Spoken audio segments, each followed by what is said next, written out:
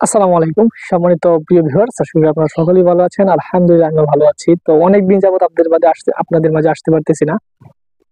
আসসালামু আলাইকুম সম্মানিত প্রিয় ভিউয়ার্স, আশা করি আপনারা সকলেই ভালো আছেন। আলহামদুলিল্লাহ আমিও ভালো আছি। অনেকদিন যাবত আপনাদের মাঝে আসতে পারতেছি না। অনেক ব্যস্ততার সময় কাটতেছে আরকি, যার কারণে আসা হইতেছে না।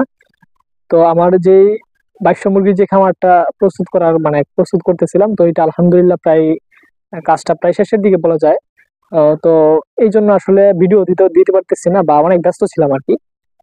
তো ২২০০ মুরগির যে খামারটা আমি এখন করতেছি প্রায় ১৭০০ স্কয়ার ফুট। তো এই মুরগির খামারে আলহামদুলিল্লাহ প্রায় কাজ শেষের দিকে।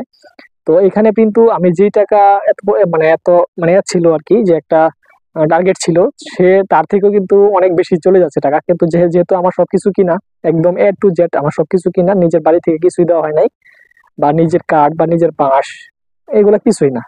যার কারণে আমার সবকিছু কিনা, এই কারণে কিন্তু আমার খরচটা কিন্তু বেশি পড়তেছে। তো এখানেও কিন্তু আপনি যদি খামার করেন, খামার করার কিন্তু কিছু টেকনিক আছে। এই টেকনিক গুলো যদি আপনি ফলো করেন, তাহলে এখানেও কিন্তু আপনি মোটামুটি টাকা বাঁচাতে পারবেন। আপনি ভালো মানের খামারও করতে পারবেন। তো আমরা যারা শুধু খামার নিয়েই খামারই করতেছি, যারা মুরগির খামার অলরেডি আছে, বাড়াইতে চাইতেছি, তাদের জন্য এটা। কিন্তু যারা প্রথম মুরগির খামারে আসে, তাদের আসলে ১ম হিউজ পরিমাণ টাকা থাকে। তারা হয়তো অনেক মজবুত করে ১ম করে, পরে অবশ্য চিন্তা করে যে এত মজবুত করে করার কি দরকার ছিল? যে এই টাকা দিয়ে আমি খামারটা করছি, এই টাকা দিয়ে আরো একটা সেট করতে পারতাম। এটা মুরগি খামারে আসার পরে এটা অনেকে চিন্তা করে, বা আমি নিজেও এটা চিন্তা করছি। যাই হোক, আমি আপনাদের দেখাবো যে আমার এ পর্যন্ত কতটুকু কাজ হয়েছে এবং এ পর্যন্ত কত টাকা খরচ গেছে এবং শেষ পর্যন্ত কত টাকা খরচ যাওয়ার সম্ভাবনা আছে। এটা ইনশাআল্লাহ আপনাদের দেখাতে চাচ্ছি। তো এখানে যদি আমি আপনাদের একটু দেখাই যে এটা হচ্ছে ছোট যে শেডটা, ১৫৫০ স্কয়ার ফিট, যেটাতে মুরগি আছে আরকি। আর এটা যেহেতু এখনো পুরাপুরি রেডি হয় নাই। তো এখানে কিন্তু আমার প্রায় সবকিছু শেষ। এখানে কিছু টিন লাগানো বাকি আছে। এটা হলো একদিনের কাজ এখানে। টিন এবং টুলিটা হইছে। সেটা হইলে আমার কাঠমিস্ত্রির কাম পুরাপুরি শেষ এবং রাজমিস্ত্রির যে কাজটা ছিল সেটাও শেষ। এখানে আমার যে ফ্লোরটা থাকবে, এই ফ্লোরটা কিন্তু কাঁচা থাকবে, যার কারণে এখানে শুধু মাটি ফেললেই হয়ে যাবে ইনশাআল্লাহ। তো এই শেডটা আমার হচ্ছে সব মিলিয়ে ২ টা চাল। আমি যদি আপনাদের দেখাই, চাল করা হয় নাই, যার কারণে দেখাইতে একটু সমস্যা হচ্ছে।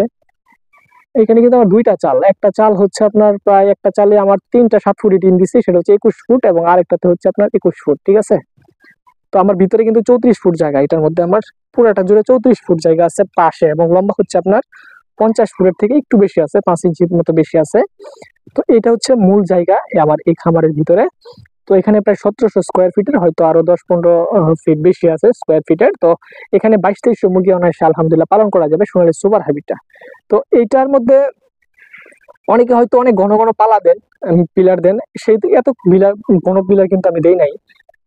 জাস্ট ৬ ফিট দূরে দূরে একটা করে পিলার দিছি সাইডে, এবং মাঝে আমি হচ্ছে বাঁশের যে পিলার গুলো আছে, এখানে আপনি চাইলে ১৭ ফুটি নিজের বানানো পালা দিতে পারেন, পিলার দিতে পারেন। তো এখানে বরফ, যদি শিল বরফ বাঁশ পাওয়া যায়, সেটা দিলেও আপনি কিন্তু মোটামুটি প্রায় ৮-১০ বছর চলে যাবে। যার কারণে আমি এইভাবে দেওয়া। এইটা আমি ৭ ফুট দূরে দূরে আমি কিন্তু এইভাবে দিয়ে দিচ্ছি। এখানে আমার প্রত্যেকটা কিন্তু ধর্না কিন্তু যেগুলো আছে, দোনার উপরে খাপ দিয়ে দিছি, খাপের উপরে হচ্ছে আমি টিন দিয়ে দিছি। তো দোনাটা যেটা, এটা পুরাটাই কিন্তু বাঁশ। একটা বাঁশ দেওয়া, আপনারা দেখেন যে এটা পুরোটাই কিন্তু একটা বাঁশ দেওয়া। দেখতে পারতেছেন কিনা আপনারা?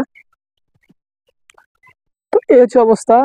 তো এখানে ৭ ফুট ৩ টা টিন আছে। ৩ টা টিনের জোড়া লাগানো হয়েছে। তো একদম বাইরের যে জায়গাটা, এটা কিন্তু অনেক বেশি দেওয়া হয়েছে, যার কারণে বৃষ্টির কোনো সমস্যা না থাকে। যে দেখেন বাইরে যে জায়গাটা, মানে হালকা যদি বৃষ্টি পড়ে বা ভালো বৃষ্টিও পড়ে, বড় ধরনের তুফান যদি না হয়, তাহলে কিন্তু আপনার পর্দা ফালানো লাগবে না। মোটামুটি অনেকটা দেওয়া হয়েছে আরকি। যাই হোক, এবং ইট যেটা দেওয়া হয়েছে সেটা হচ্ছে নিচে আমি দিছি হচ্ছে ৫ ইঞ্চি ২ টা, মানে এইভাবে শুয়াই দিছি ২ টা ইট এবং খাড়া দিছি ২ টা ইট, বাস।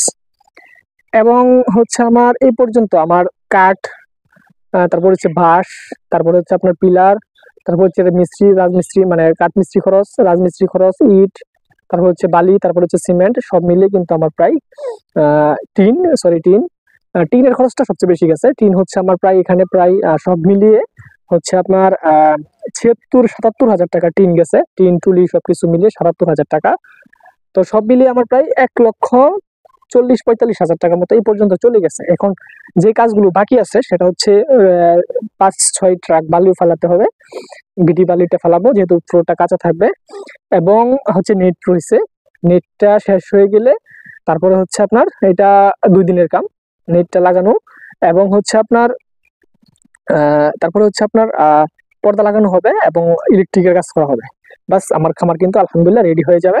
তো এটাতে আমি কিন্তু সামনে ১ সপ্তাহের মধ্যে ইনশাল্লাহ বাচ্চাও নিয়ে নিব। এই ২টা সেটের বাচ্চা, ওই সেটের বাচ্চা এবং এই সেটের বাচ্চা ২টা একসাথে এখানে ৪,৪২০০ পিস নিয়ে নিব এটায়। এখানে আমি মোটামুটি ২৫ দিন বা ১ মাস রাখতে পারবো। ১ মাস রাখার পরে ওইটা বিক্রি হয়ে যাবে, ওইটাতে আবার কিছু বাচ্চা ট্রান্সফার করবো আরকি। তো দোয়া করবেন ইনশাল্লাহ। এই খামারের পুরো পাই টু পাই আমি আপনাদের হিসাব দেবো এবং ভালোভাবে দেখাবো যে কিভাবে পুরোটা কমপ্লিট হওয়ার পরে আমার কোন জায়গায় কত টাকা খরচ হইছে, সব মিলিয়ে A to Z ইনশাল্লাহ আমি আপনাদের দেখাতে চেষ্টা করব। তো আজকে এটুকুই ছিল ইনশাল্লাহ। আসসালামু আলাইকুম ওয়া রাহমাতুল্লাহি ওয়া বারাকাতুহু।